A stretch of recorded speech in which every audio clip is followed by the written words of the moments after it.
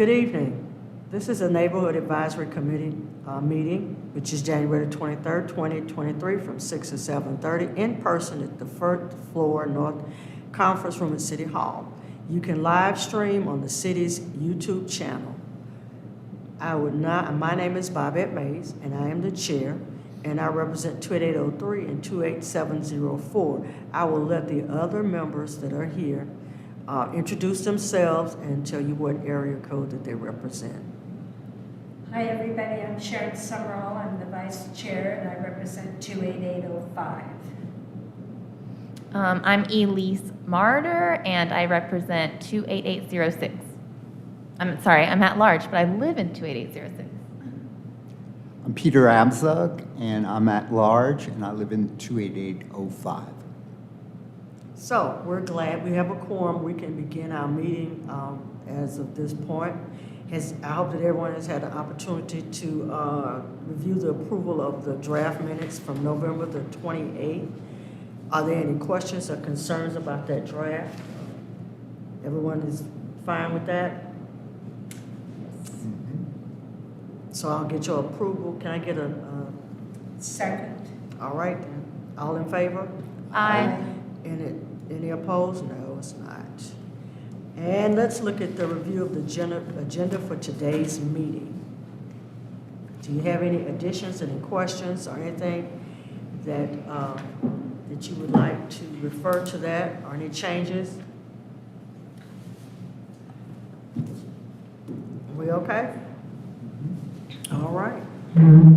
Do we have any public comments? We do not. Can you pass that down to Elizabeth? Sure. Thank you. Hi, Elizabeth. Glad to see you here. Schedule change, so all my days are free. All right, then. That's good.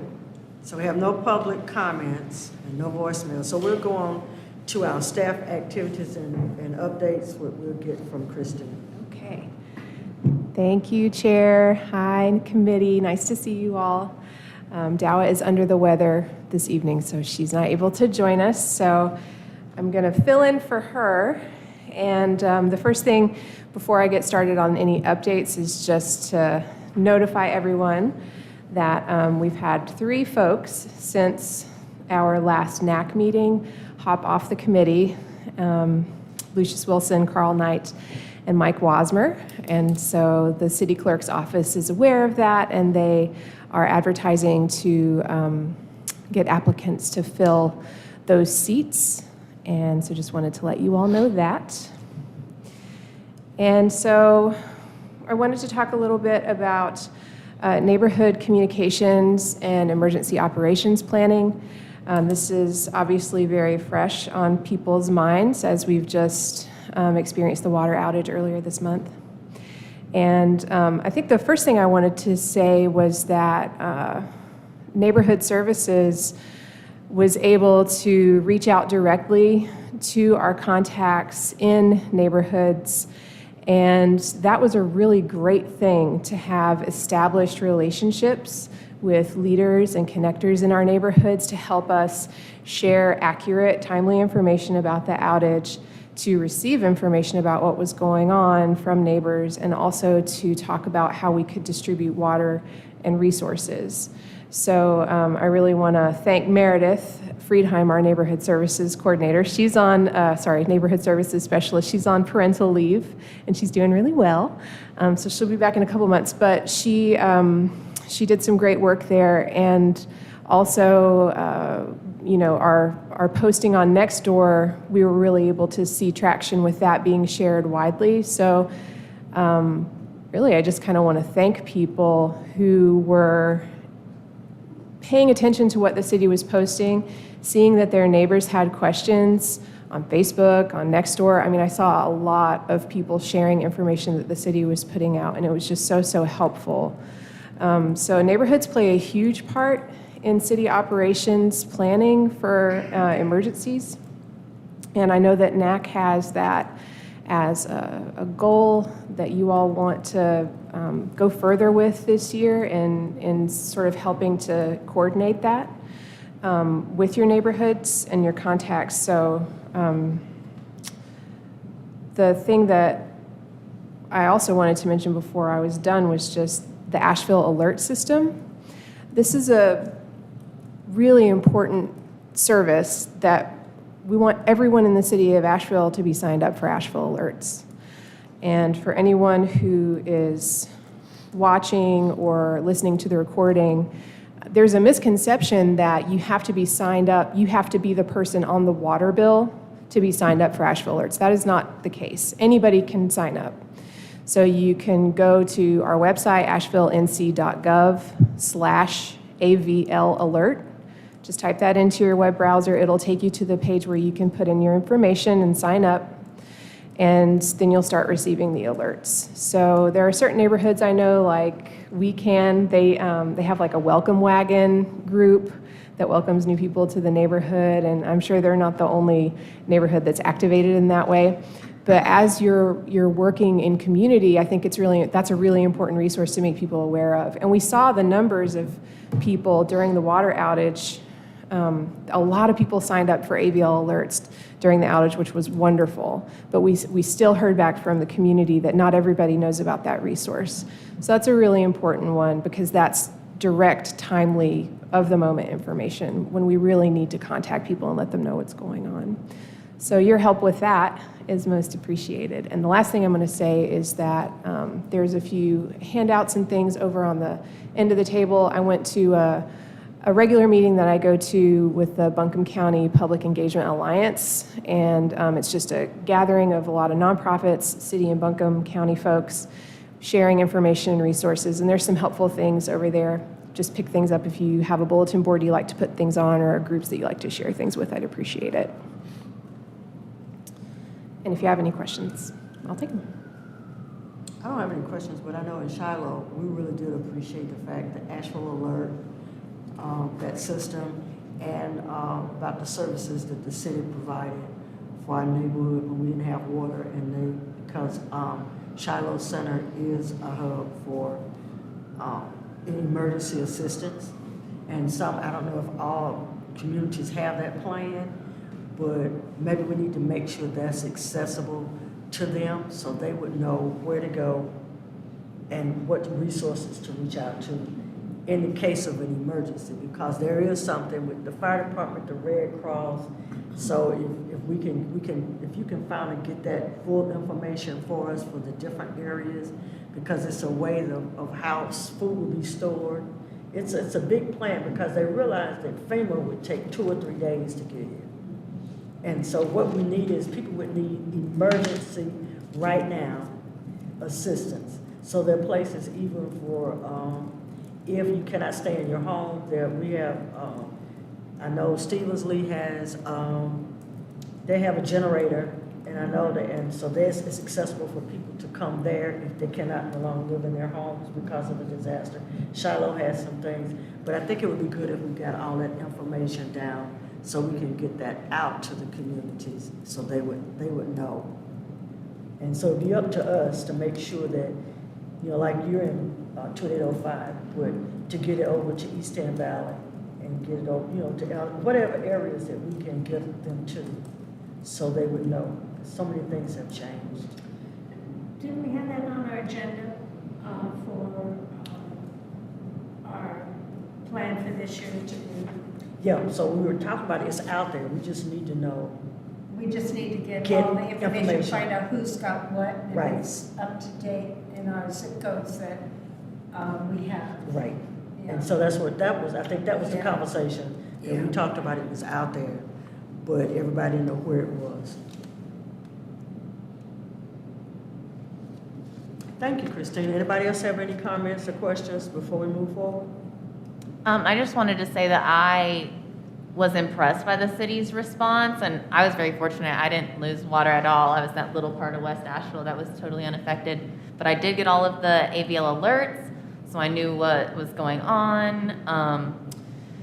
I was impressed that the city was able to deliver water to as many places as they were able to, and then they partnered with the YMCA so people could take showers and things. And I thought they did very well at reaching out to the partners in the area to take care of that. So let's move on to the unfinished business. Is there anybody that wants to work on the Festival of Neighborhoods to assemble a working group for next year? Wendy did. She's not here, but I know she was very interested in doing that. I'm interested in that as well. Are you? Well, Sharon, you need to work with that. Come on, because now you know what you did with the East End Valley. Yeah, but. And you were out there. You were out. You had a ball. I did have fun, but, yeah, all right. Just that, Okay. I tell you what, Okay. if you just kind of give them some guidelines Okay. on how that would be. Okay. Just I want you to do all the work, but she had the most fun of anybody. I did have at fun. that. She didn't even know I saw her. No. She was having so I much was fun. ordering everybody around. I was in my element. And then when she got tired, she just laid down in the middle of the field. It was And a you didn't even know beautiful I saw her. day. Yeah, Great day. yeah, she had a great time. So I think that would be great. So if you All right. and you, Elizabeth, And Wendy. and Wendy. I'm assuming that happens when it's, is that in the summer? Or- It'll be That was- sometime in the summer. Yes, the summer. I think we were trying to do it in line with like National Neighbor Day or something, which is late September. Sometimes, well, that's what you all will sit down and think about and bring that back to us of when you would think about would be the best time to have that. So I'll leave that up to you all. Do you want to organize the time on emails with Wendy and I? Sure. Would you mind doing that? Because I'm up to my eyeballs in organizing. Absolutely. So that'd be great. And then I'll just follow your lead and we can come up with some future meetings and organize that. It would be nice to have it. So, put you on the spot. And Bobette, do you have information on what the other festival neighborhoods look like? What are, I know you talked about it, but. I think the one- Agenda items on that? I know there was one at UNCA, and then there was one at, didn't they do Carrier Park one time? What years? Years Can I go back in- way back. Can I go back in archives and back and find You out? might be able to. Okay, But if you can't, let me know, Okay. and I'll get with, somebody knows something. oh, Brenda, Brenda Mills? Yeah, so if you Okay. can't get anything past that, we'll work on that. did you hear that on the past agendas, when we had the neighborhood festival in past years? They were held at different levels. And if we can't find it in the archives, then we can contact Bobette through Brenda, or I've got Brenda's contact also. So we can do I can that. have it in my notes. That'd be good. Yeah, because what happened, it was myself, Pastor Hardaway, somebody Mr. else, Hardaway would handle and no, I'm not gonna say that, and Brenda Mills.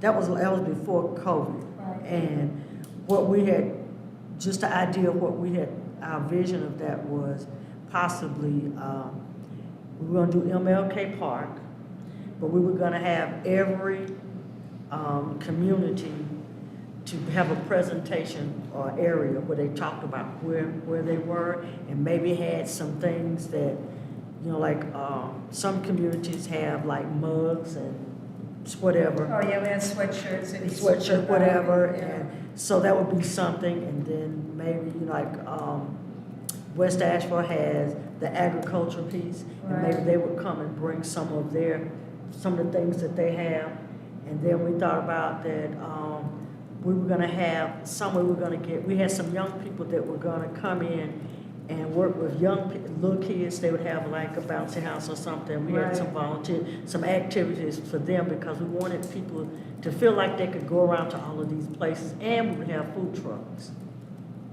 So those were the things that we thought about.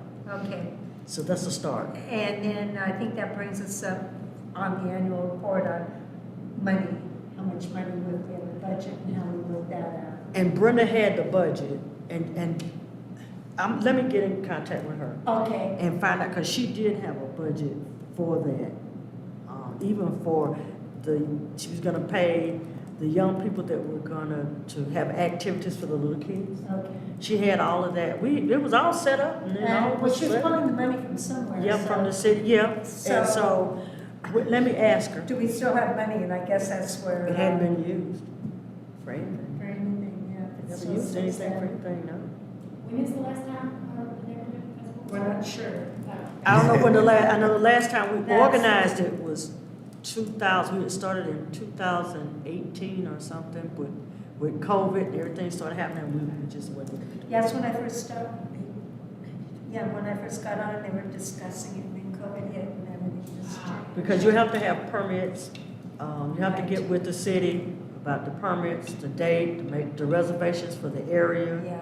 All of those things you're gonna have to get. Parks and Rec, like I Yeah. do know how to organize it with MLK Park. Yeah, so Okay, that'll be something that Okay. y'all work on. okay, thank you. Is that all right? Yes. that's Okay. Good information.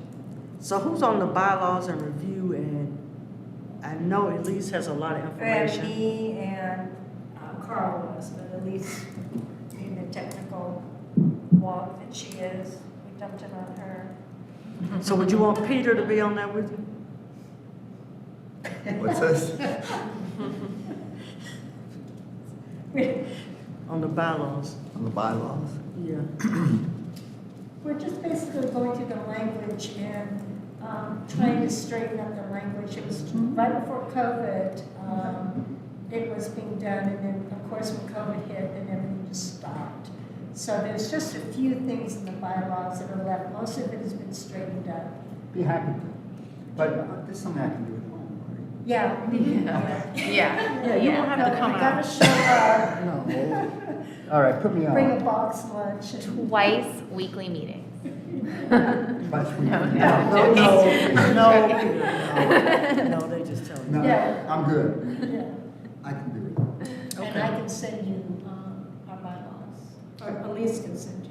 Who's the chairman of this group? Well, Elise is the I the guess scribe I person, so, and Sharon. You sent it to me. so- I sent it to you, I can resend the bylaws. Yeah, no problem. Okay. I don't have to come out of the cave. Stupid. Any other questions or comments about the bylaws or the annual meeting? I'll let you all work on that. And I won't, you just give a report back to the group, all of you that are working on those different spaces and things, okay? Yes. Okay. Yes. I don't think, if I don't respond, it's not because I haven't read it, it means that I don't think it's okay. Just remember that. It's not that I'm saying I didn't read it or Just I had a didn't comment care. on It's it. just because I get up every morning with 100 emails. Yeah. But I do read them, but I just don't respond to all of them. So I think that you all have done a great job with what you've done. And it means that we are a working committee, so we do work. So now, we have, is it Jamie? From the Blue Horizon Project Manager from Green Built Alliance, is that it? Home repair opportunities through Energy Savers Network. That's a lot, mouthful. Okay. A lot of words. There's a lot of words. I got it out though. Thank you. Welcome. Glad to have you. Thanks for having me. Members of the committee, staff, guests, people who are watching online. I'm Jamie Wine, and I work for Greenbelt Alliance, where we're taking bold action for sustainable communities. It's a nonprofit in town, and we are the host of the Blue Horizons Project, which is funded by the city and the county jointly. And I'm here to talk to you about the coming climate crisis and how we're facing it outside of the city and the county efforts. So this is everybody else, which is why I came to talk to y'all. So the goal here is to reach 100% renewable energy in the county by 2042. Right now we're at about 5%, so we've got a ways to go. And that means we can pick up any low-hanging fruit and opportunities as they come, and the Blue Horizons Project is trying to figure out what that is.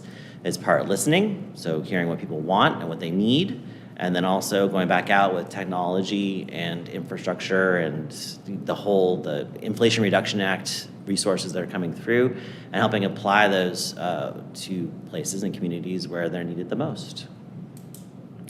So the program of Blue Horizons itself has identified 3 key areas to do this. It's greening the grid, electrify everything, and embrace efficiency. So there's a community council that has set those goals. There's 13 people on that community council, and they meet once a month, plus there's different committees. But it's funded by the city of Asheville and the county, and then Duke Energy also has been a strong participant in the process, and they have a seat on the council as well. So it's a collaborative effort to find the best way to get to that 100% renewable energy goal. So the Blue Horizons Project work is split into a few key program areas, and I want to talk to you about those tonight, both y'all in the audience here today, the committee members, but folks that are listening at home, because we need to go out and get the word out as much as possible. That's that community outreach piece. So at the end, I'm going to be like, hey, y'all should have me come give a talk about some of this stuff at your own groups, at your churches, at Rotary clubs, at places where people are meeting, so we can talk to as many folks as possible. But there's really three key elements. That last one has some extra pieces to it. But there's the Energy Savers Network, there's Neighbor to Neighbor Solar, we have the Community Council, and then within that, there's different committees that are working in different parts of this. So the first one is the Energy Savers Network. We served over 850 homes total over all the years that we've been doing this, but we do about 200 homes per year, and we go out to folks that are below the 200% federal poverty guideline. We do some basic weatherization at their house, so like light bulbs, water measures, air sealing, and you might say water measures, why is that? Well, we have to heat our water, right? So there's energy in that. It's not just saving the water, it's saving the heat, the energy that goes into heating that water. But it helps folks save money over the long term. It's not just a one-time utility assistance, it's trying to get their bills down every year. And we find that folks save somewhere around $200, $180 per year, but the lifespan of those is over multiple years, so you can see dramatic savings in people's bills over time. So it does that, but also helps people be comfortable. Today in a staff meeting, we heard a story about how someone had moved their kids out of their room into the parents' room because that was the warm room in the house. We went in, did some work for a day with some volunteers and a crew leader, and they moved their beds back into the children's room because it was more comfortable. So stories like that, this is improving people's lives in tangible ways beyond their energy bill. It also affects their comfort and their feeling of being at home, that security. Another program that we're doing with ARPA funds is going out and installing 16 systems, solar systems on low-income folks' house. We've done, we've done 4 so far, but we just started in December. And we're partnering with Sugar Hollow Solar, who is a local installer in town. They won an RFP for this project. This is kind of a difficult clientele to find because they have to be low income, but the roof condition and orientation can be really difficult to match up. So this one, it's been slow going, but we're starting to find some folks to do the installs on. So there might be some in your community that would qualify, and I asked Christina to get this out afterwards so you can have the link, but you're also welcome to reach out to me and I can point you in the direction for an application. The next piece of what we're working on in Blue Horizons Project is events and community engagement. With COVID being less of a concern than it was before, we're in person a lot more than we were in 2020 and 2021 when it was a lot online, which there's a digital divide. Like, you've got to go in person. You've got to talk to people in real time for this kind of stuff. And so we're really happy to be back out there in the community. So this is the piece that I would talk about most. I probably have one slide for all the other stuff, but if I came out to your community group, I would focus on what folks do at their house. So if they don't qualify for Energy Savers Network, the 200% federal poverty guidelines, there are a few ways that folks can get involved in their own house, programs to support them. The first one and the last one, Duke Energy has energy efficiency programs that are available if you have a Duke Energy bill. So this wouldn't count for the French Broad Co-op, but the folks that, most of which are Duke Energy Progress, could qualify for the home energy house call. Someone comes to their house in person and walks around and sees what's going on and gives them an assessment for free. If they do work at their house, some of it's free, some of it's low cost, some of it's kind of expensive. And so it gives them kind of a menu of options they can choose from and decide what they're gonna do and what their pathway is. And I like to joke at the office, this is a lot like going to the dentist. No one really wants to do it, but then you do it and you feel better. And so helping folks get over that threshold, make the phone call and make things happen is part of what this program's about. The other one is doing it yourself. And I really wanted to get, there's a ridiculous video. It's called Seal It Yourself, S-I-Y, and it's this cute little seal. Anyway, you can put it, it's on YouTube. But you can do a lot of this stuff yourself. So if you go online and find some ways to be energy efficiency at your own home, it's pretty cost effective. And there are some retail savings at stores that are instant rebates that folks can get for light bulbs and things like that. And then the last one is the Energy Wise Home Program. And I don't know if y'all remember the Energy Innovation Task Force. That was the first iteration of the Blue Horizons project. It was to stop a peaker plant from being built, which is talking about system-wide energy use and our energy use as a community. The Energy Wise program does that by installing a little device in people's houses that helps cycle on and off equipment during really tough peak times. I took that slide out because it's kind of technical, and the point is in the wintertime when it gets cold, a lot of people's backup heat kicks on in their heat pumps, and that's when we have these huge peaks. And so by having these devices on our systems, it helps drop those peaks and reduce the need to build additional fossil fuel powered peaker plants, which has been super successful. So folks can still participate in that program as well to support everybody in the community, reducing our energy load. If you don't know where to start, Greenbelt Alliance hosts home energy chats through this program, and it's a phone call or a Zoom call with an expert on our staff. It's either me or another person, and we will talk the person through what's happening in their house, and then we'll help refer them onto what they can do for their specific house. So they can, a lot of folks are like, I've done all sorts of stuff, what else can I check off the box? And so we can go through that with you, or if you're just starting at the beginning and you don't know what to do, we can point you in the right direction for the highest bang for your buck, how much you can save the most by spending the least amount of money. And then the other pieces to the Blue Horizons project are these committees that are working on different pieces. This is the group, the 100% Renewable Energy Committee is trying to figure out the mix that we should do to get to that 100% renewables. Where can we put solar power? How do we embrace efficiency? What does greening the grid look like? So this is a very technical aspect of it. We do need community engagement in this piece, and so the folks on the community council run this, and they help guide us on the technical aspects of it. So if there's folks in y'all's groups or y'all have energy expertise, then being part of this subcommittee is open to the public, and we encourage folks to join. I tried to recruit a tree person the other day, and they're like, that's not energy. I'm like, yeah, but the solar and the tree people, they're always competing with each other. Let's find a way to work together. So this is a place to find those common solutions. If you want to know more, this is the website to go to. You can email us. That'll come to me, the info@bluehorizonsproject.com. And I just wanted to reiterate that this is funded by the city and it's for the people of the city. So do participate, do take part, because it's something we all need to solve together. Thanks for having me. Do you have any questions? I have a quick question. What is within the 200% federal poverty guideline? What is that number? So it varies depending on the number of people in the household. And so, if you have one person, it's a lot lower than if there are 8 people in the household. I'm not sure of the actual number. I have to look at the chart myself. Is that number available somewhere to find out? Because I'll go to a neighborhood, but they'll go, well, can I use that? But if I don't know where to send them to find that. The federal poverty level is about 13,600 for an individual, 2,775 for a family of 4. So twice that. Yeah. And it, Say that again, say that again. Federal poverty for. Basically 20, or for an individual is 13,600. And then for a family of 4 is 27,750. Okay. and on the website, if you click the bluehorizonsproject.com website, there's a list all the way up to 8 family members. Okay, thank you. Ms. Walker.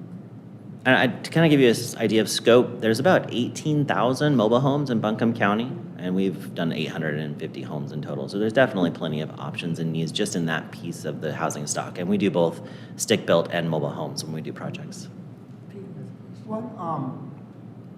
Your presentation is very house and home oriented, which Yep. is great, fantastic.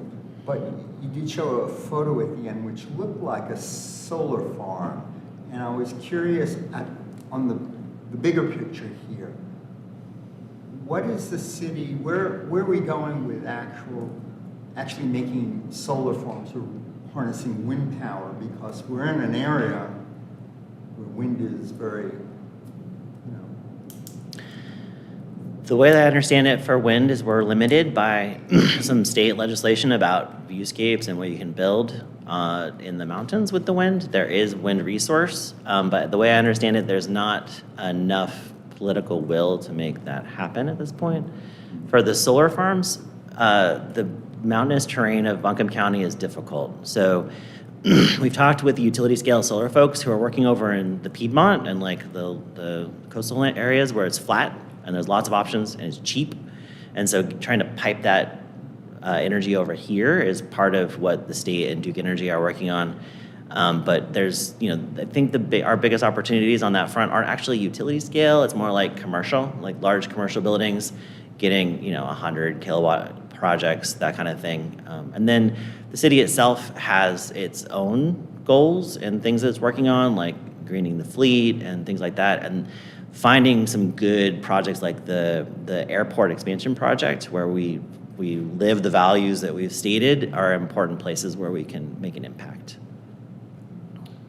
Which brings me to the electrify everything where I live. You can't do it. I live in the trees, and I have to bring in gas. The city doesn't have gas where I live, and so you remember the electricity of baseboard heaters are much more expensive than why I put propane in where I live, because it was a lot more cost effective. Yeah, the technology for the heat pumps, the cold weather heat pumps, has gotten a lot better. And with the Inflation Reduction Act, there's a lot of incentives to be able to install a heat pump instead of a gas furnace. The other piece is cooking. People really like to cook on a gas stove. Yeah, that's another reason why I And did it. so those internal combustion appliances, if we don't get them out of people's houses, then we'll never get to 100% renewable because we'll be burning fossil fuels at our houses.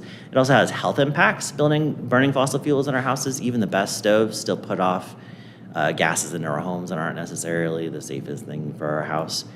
The thing I like to talk about, and this is tough on our retrofit, but if you're thinking about replacing a furnace, if you're replacing a furnace, if you get a cold weather heat pump, you're installing one system. So you have an air conditioning in the summertime, and you have heat in the winter with a heat pump system. And so you don't have to have the air conditioning and the furnace. So you only have one system instead of two. But you're right, that is definitely an issue. And like a lot of folks really like their wood burning stoves or their wood burning furnaces because they're living off the land or they're far away, and it's, the fuel is cheaper.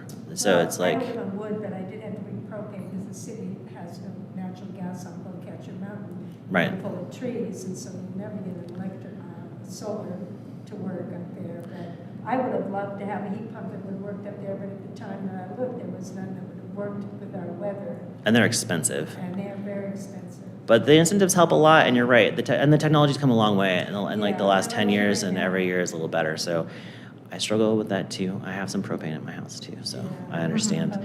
I was at a presentation once, and someone was like, "You got to get rid of your gas stove," and then she goes, "But I also have one." And it's like, well, you got to take the wins where you can get them as you go along. Yeah. I would say like the stuff that's worth like getting rid of now, even if it's functional, instead of waiting to the end of its life, are things like water heaters. You can put in a heat pump water heater, and it is incredibly efficient. You'll save so much money from a heat pump water heater. I've never heard of a heat pump water, and I just replaced my water heater and had no idea that they had a heat pump water heater. There's challenges there too, because you have issues with electric panels. There's money in the Inflation Reduction Act for that to help out. Like if you have a gas water heater switching over, there's a whole bunch of electrical work to do. And then they're also a little taller. They can be a little loud because it's like basically having an air conditioner on top of like a compressor on top of your water heater. So it's got to be like in like a closet or a garage or something like that. So there's things that we're up against that are definitely technical challenges that the committee is working on. And so when they were like, we're going to do these three things, electrify everything, green the grid, embrace efficiency, it's like, well, one of those is a lot easier than the other two. Like embracing efficiency is, I think, something we can all work on with light bulbs and stuff, but electrify everything and greening the grid are a little tougher. Thank you for your honesty. Yeah, no problem. Any other questions, comments? Okay. Thank you, Jamie, for coming. This is really helpful to know about this. These resources. And something you said, there were a couple slides back about Duke's involvement with that. Surely I can't be the only one that's been receiving these emails, but I'm puzzled that you might be able to. Uh-oh. In terms of in terms of Duke's partnership here in the Energy Wise program, I'm going to say this because I think I'm very aware that there's a lot of scams that people use the logos of companies, but the Energy Wise program is a part of what you all do, because I've been getting these gift cards that I thought were scams from Duke for doing this program. Can you verify that these are actually real? Well, I haven't seen it, so I don't think it's a scam. But so the Energy Wise program is a Duke program. You sign up, and then they do send you cash or gift cards as a payment for being part of the program. And it's a device that they install on your water heater or your compressor outside, and it cycles on and off during cold weather. So it'll do 15 minutes on, 15 minutes off to relieve the pressure on the grid, but you still get the service from the appliance. So like imagine there's 10,000 people on this. 5,000 are off for 15 minutes, 5,000 are on, and this so it basically halves the demand from those homes. And so they say, thank you for helping us reduce the demand on the grid for everybody, and so here's some payment for doing that. So it is a legit program, but Okay. the ones you're getting in the mail, I hope, because we do free solar, and so people are like, whoa, hold on. This has got to be a scam. And so I understand. So definitely trust but verify, right? Well, Make sure that's it's the what I right was- one. When I saw that, I was like, wait, I think that looks familiar. And I pulled up some of these emails because but you're saying that you have to buy something and it goes towards that product? Or just the assessment? The Energy Wise program is the device on your equipment, and so Duke will come and install it. But the other program, the Home Energy Savers one, that one they come to your house and do like kind of assessment of what's going on. So it's different. They're separate programs, but they're both run by Duke or subcontractors of Duke. I have it done in my house, and what they told me, and it's been true, I didn't want to do it, and I did it because they regulated it, and they said that it wouldn't heat up at a certain time, and I said, well, what if I want to take a shower and it's not hot? And in the 4 years I've had it, I've never had any problem. And they installed it, they put it down next to my water heater, which is in my basement, and then they reimbursed me on my bill, which I never see because I never look at my bill because it's paid automatically. Somewhere at the end of the year, they take that cost savings and they put it in my bill. So I didn't think it was real, but I've had it for 4 years now. And Okay. I've had hot water when I've wanted it. Well, this gives me hope. Thank you all. Nice. I have a follow-up question now based on that. So the Energy Wise program, obviously it goes on the appliances that are in the house. And as we know in Asheville, we have a lot of rental properties. And so how do we, or do we connect with homeowners to do that? And then the people who are renting, are they going to get the cost savings? Or how does that work? It's like the $1 million question. You've got the split incentive between who owns the house and who operates the house, or who owns the building and operates the business, right? And so in these particular instances, the tenant can get permission from the landlord for that kind of thing, but I've had a landlord before. We know how that goes sometimes. It's not always the best relationship, or a person who's thinking fully about the health of the building that their tenants are living in. They're just looking at that monthly check. So that it can be dicey as far as like managing that relationship. We do serve tenants when we can, and the homeowner or the landlord lets us, but sometimes it is a limit not being able to do it. Thank you. Jamie, thank you. Yeah. You've given My us pleasure. a lot of good information. We appreciate it. I would love to come talk to y'all's neighborhood groups or Rotary clubs I or think churches. I think that Blue Horizon has been to Shiloh before, but I would like for you to come back. Yeah, please have us back. I'll Love that. I'll email and get with you probably by the spring. Okay, that sounds good. Thanks so much. All right, thank you.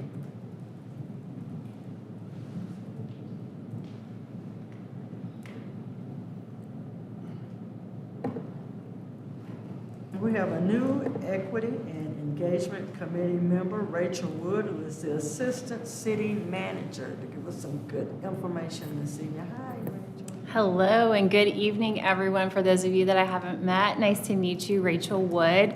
Up until today, I was able to say I'm the new assistant city manager, but today I've been with the city for a whole year, so I can't say that anymore. Today's my 1-year anniversary. So what I'm going to be talking about today is a brand new city council committee. So back in November, the city council reassessed their current committee structure. And when I say council committee, I'm talking about the 6 committees that are subsets of the city council, not advisory boards. The city council made a decision to merge the previous governance and finance and HR committee. So that new committee is called the Policy, Finance, and HR Committee. And that freed up a slot to have the city council have another committee that was directly aligned with several of their current strategic priorities. So the city council decided at their November meeting to establish a new committee, the Equity and Engagement Committee, and they actually had their first meeting last Tuesday. And one of the Equity and Engagement Committee members, Councilmember Roney, is with you this evening. So for me, as a local government nerd, it was really cool to be able to start a brand new council committee. Usually you're just inheriting a structure that's been in place for a long time. So very forward thinking of our council to be a little more dynamic in their committee structure moving forward. So I'll give you just a few key takeaways and then I'll get into the scope of that council committee. And primarily want to talk to this committee or this advisory committee about the council committee because you have a natural tie to a lot of the work that's within the scope of this committee. And we want to look at potentially having more direct ties between citizen advisory committees and council committees moving forward. So the Equity and Engagement Committee was created to ensure equity in the provision of city resources and livelihood needs of the entire community. The committee is comprised of 3 council members and is scheduled to meet on the 3rd Tuesday of the month at 1 p.m. That, of course, is dynamic based on holidays as well as city council members' availability. City staff is currently working with the committee members to develop a work plan that will help facilitate advanced planning for future agendas. And that's actually something we're going to be talking with the committee about at their February meeting. So just to give you a quick overview of the committee's composition, Councilmember Shanika Smith is the chair of the committee. Councilmember Kim Roney is a member, as well as Councilmember Sage Turner. Uh-oh, the screen just went black. There we go.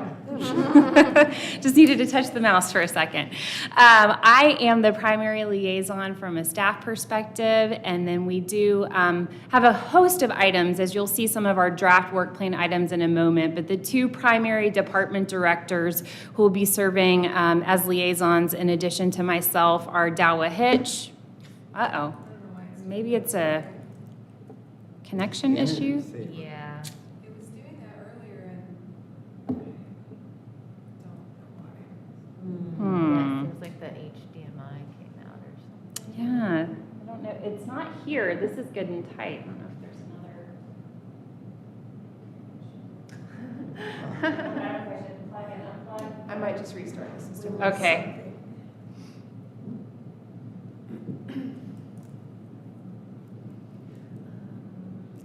Computers have a monitor there.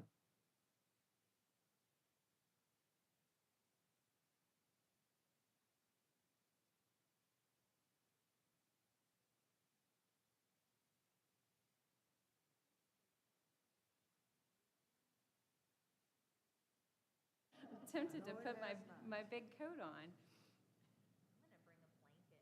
I'm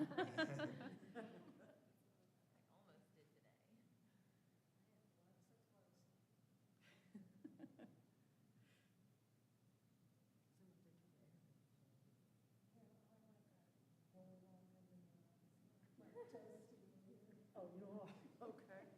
I'll know the next time. Just hope that next time I'll.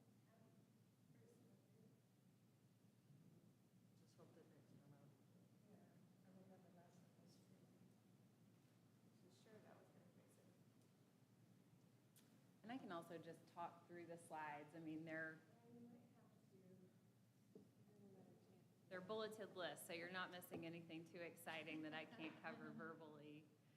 If you're okay with it, I'll go ahead and continue going through the slides, and then, I can rewind if there's anything that I cover too quickly. So as I was mentioning, I'm the primary staff liaison from the city manager's office, and then given the scope, which I'll go through in just a second, Dowa Hitch and Brenda Mills are the two primary department directors that are providing assistance. And the committee is scheduled to meet regularly on the third Tuesday of each month at 1 p.m. So back in November, whenever this new committee was established, one of the things that council did was provide updated scopes for all 6 of the city council committees. Oh, we had just a moment, a glimmer of the slide, but it went away again.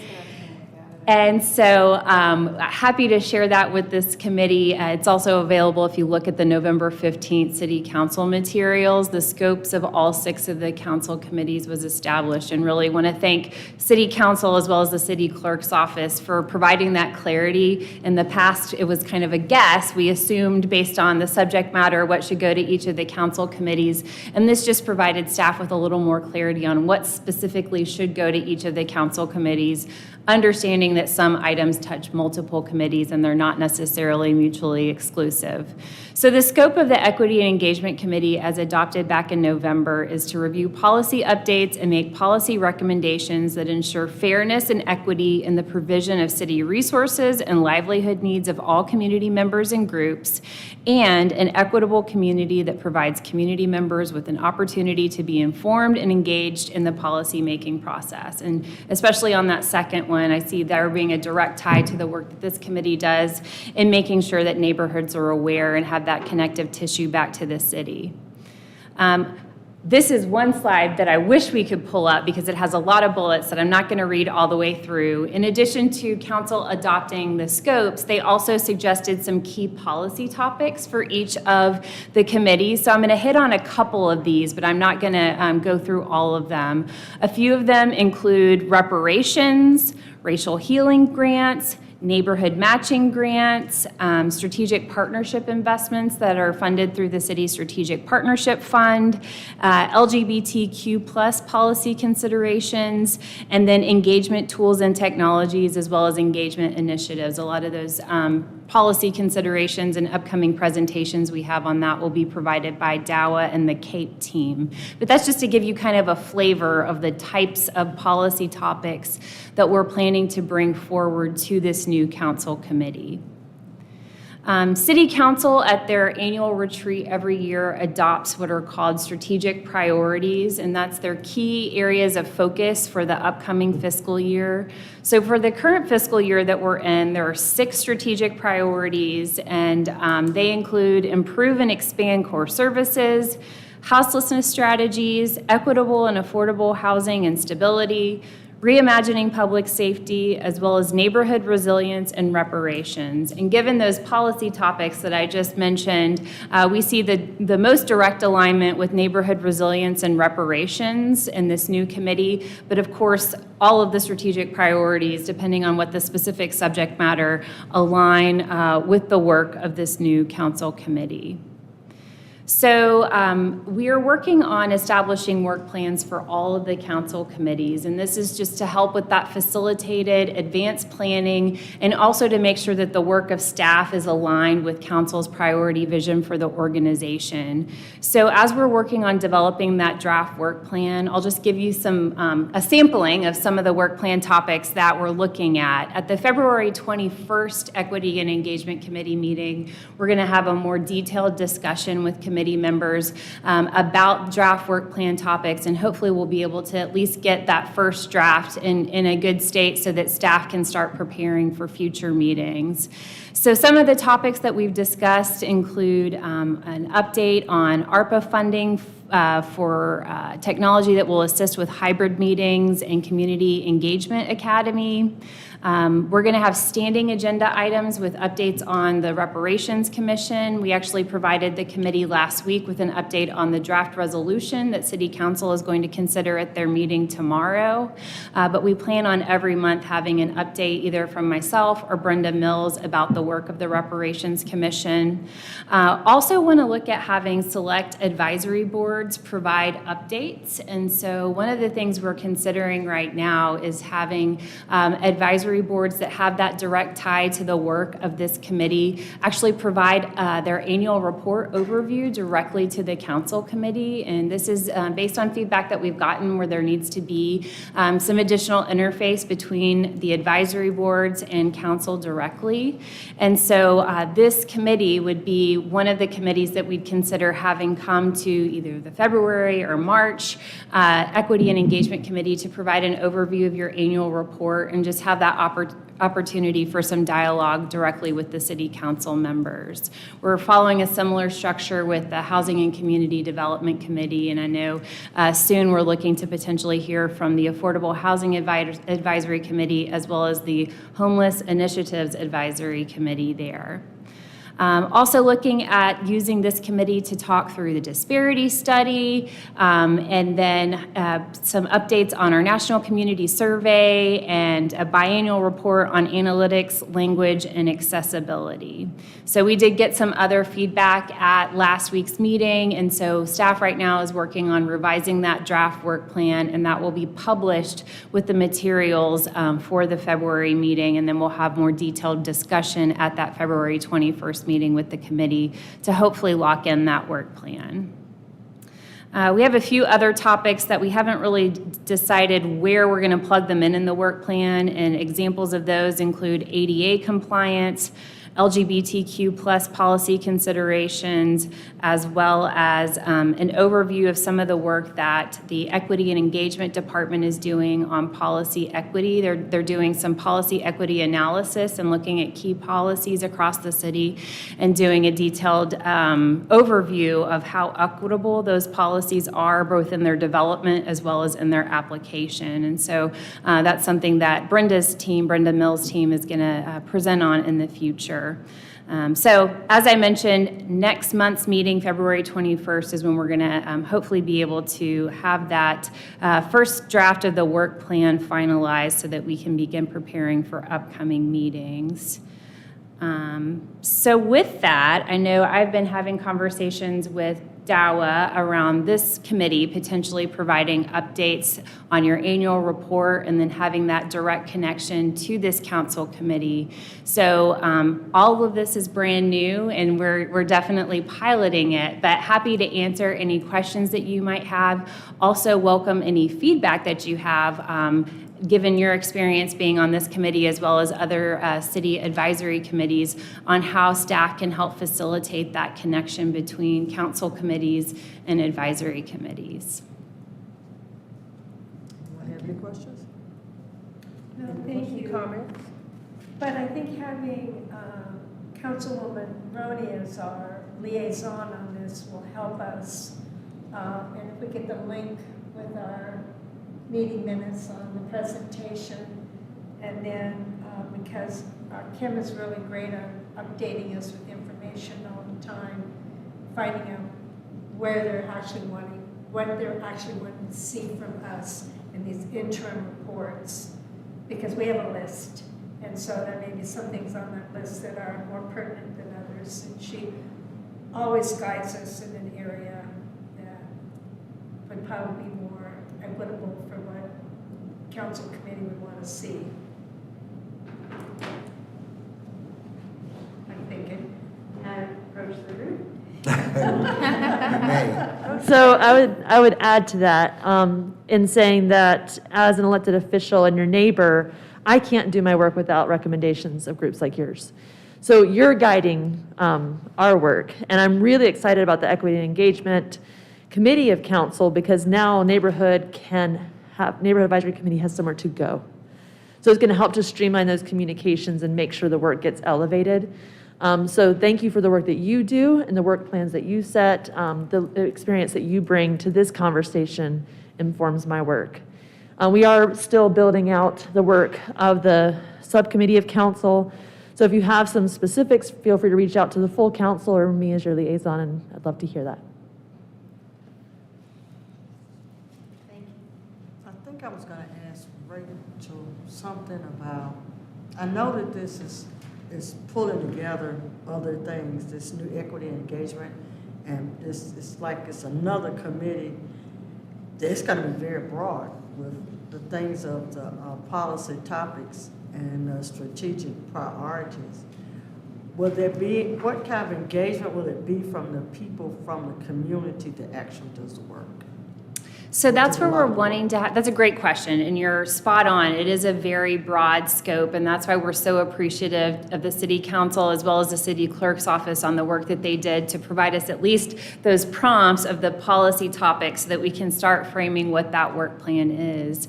As Councilmember Roney just articulated, we're kind of working through how do we get engagement from the community so that we know we're focusing on the right policy topic areas, that we're focusing on what are the top priorities of the community. And that's where we're wanting to improve this connective tissue between the council committees and the work of the advisory boards. The advisory boards were established to provide that community feedback, and so that's where we're wanting to have those improved touch points throughout the year, not just reporting on your annual report, which is a start.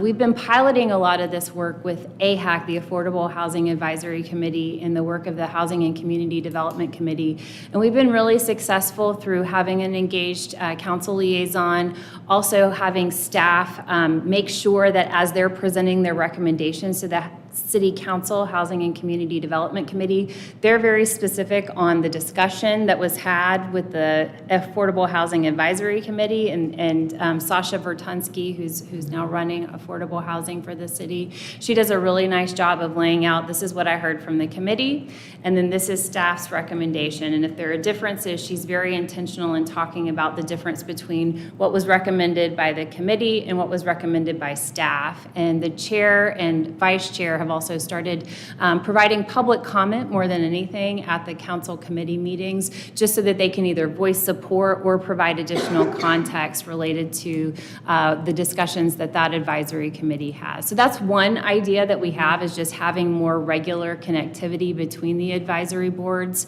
and the council committees, as well as with staff, but we're certainly open to suggestions on how we can improve that. Okay.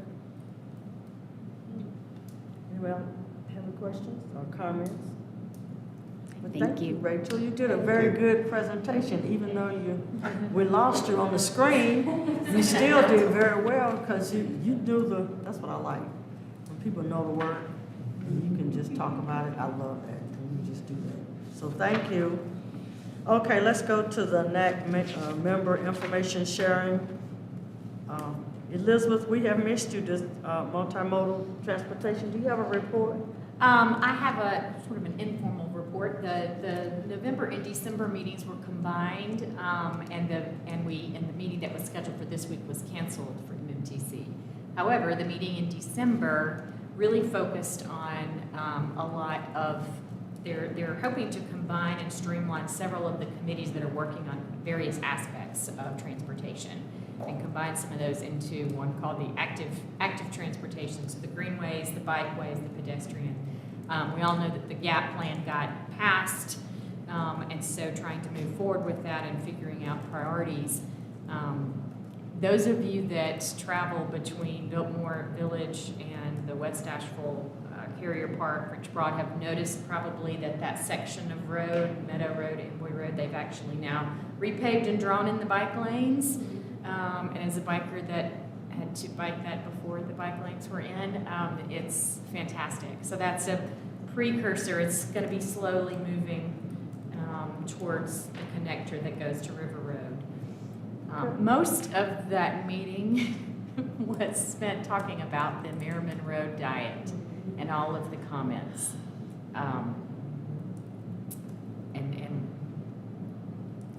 We had a couple of presentations about that and where that's going. So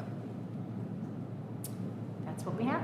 I wish that you all could do something about Sweeten Creek Road because it's a mess. Well, and continue to ask about that. I asked at the MMTC based on your question previously, and they said, and I'm going to forget his name, I apologize. The one who actually came to your last NAC meeting and did a presentation was the one, they said, that's who, Ken, that's right. Said he's the one you need to ask about Sweeten Creek Road. So I don't think it's anything they can do. Yeah. It's because that development is already starting and It's a mess. Yeah. It's a mess. And today there was a wreck somewhere on Long Shoals, and that made traffic even worse. So, yeah.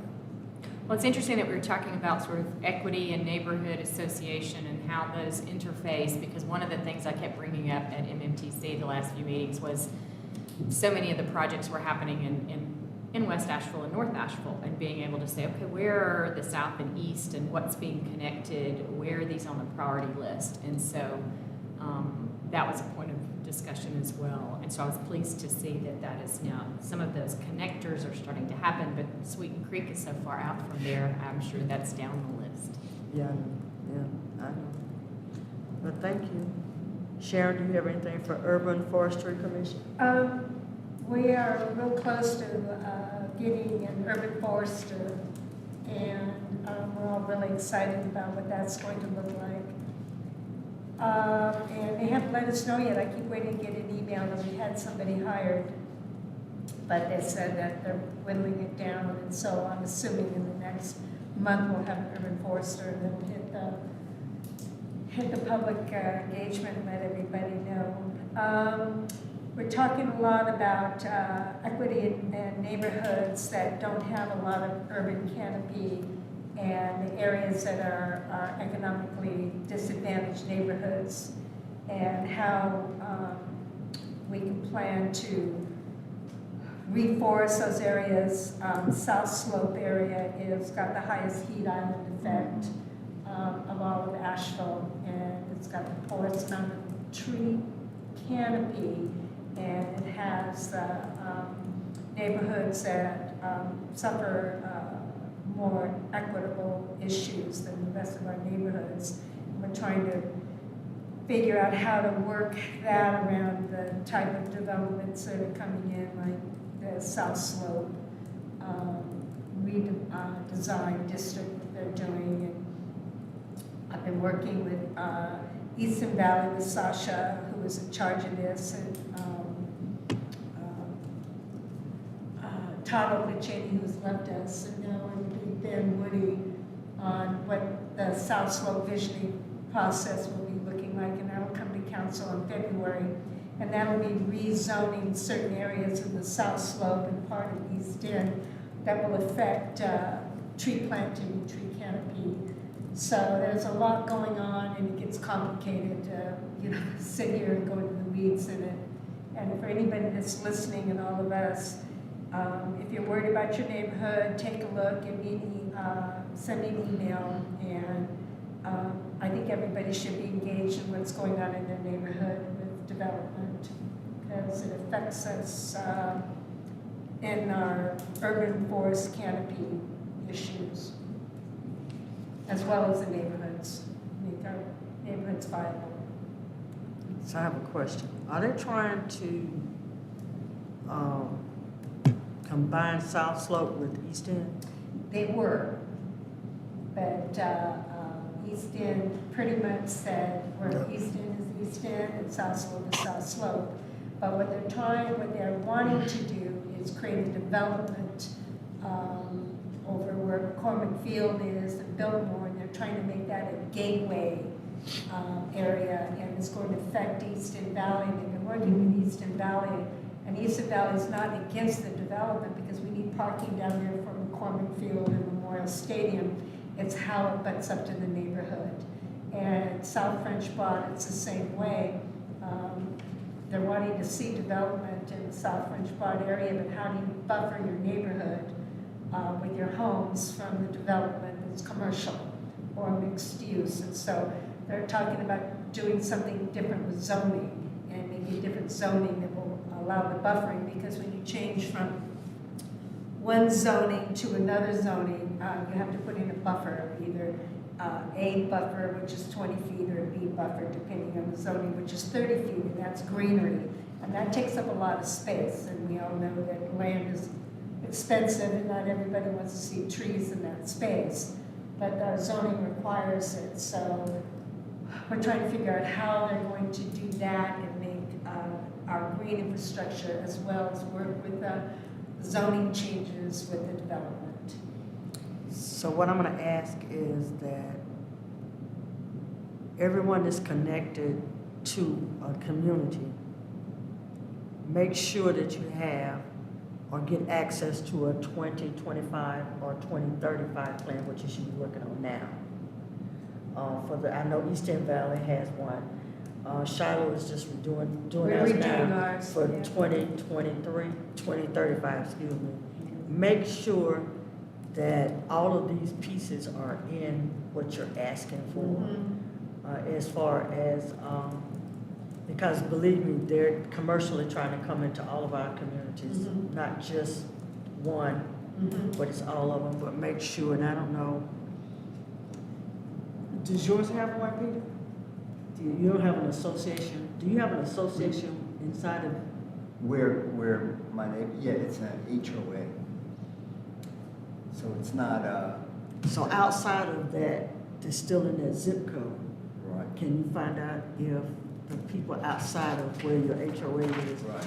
if they have an association? And if, that's the first step of trying to protect your neighborhoods. And so if you would, Yeah, you know, when you bring that up, Peter did a 28805 of the neighborhoods in the 28805 in the bordering roads, quite a few that we're not in touch with and we need to be in touch with.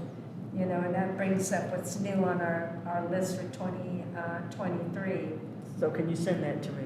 I will send this. Send that to me. And, but I think that would be the first thing that we can do for this year, to try to help our neighborhood, because that's what we're about. We're about our communities and our neighborhoods, and if we're being, because I know what it's like to be, for them to rezone Yes. and bring in commercial property, and then if one comes, then they all come, and then you end up with something, Right. your whole neighborhood is gone. Right. So if we can do that and see if we can get, touch bases with those associations, Right. and see if they have a plan for the future that they can present to the city. I'll have, Peter, can Yeah. you send that? Because you sent it to me. Can you add Kenilworth and Kenilworth Forest under that? I just noticed that they're not on there. So that's a start. It is a good start. Because we,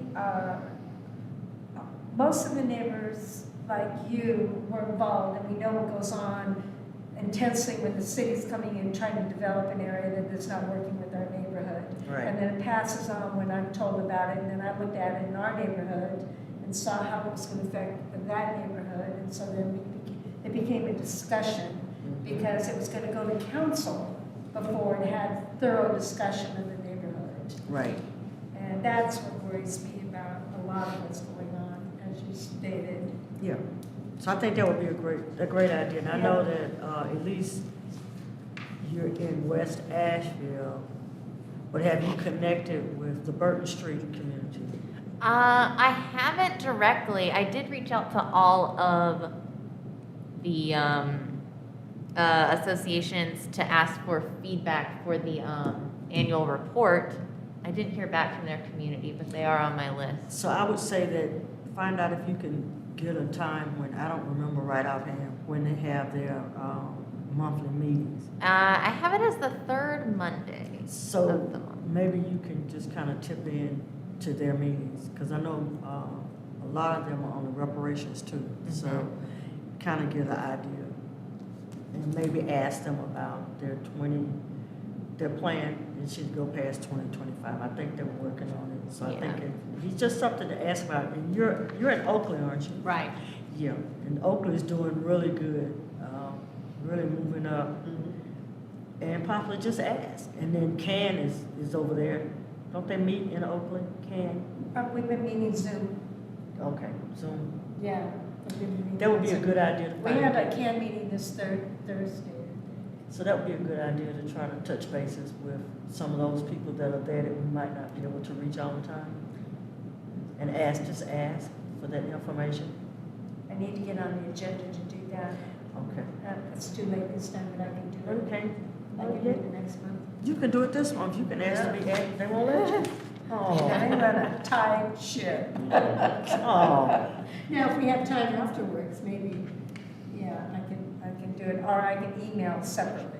Yeah, try to email Yeah, I and can do that. see how that works. Okay. And we'll work on that. So, The last thing we have is the agenda items for next or upcoming meetings.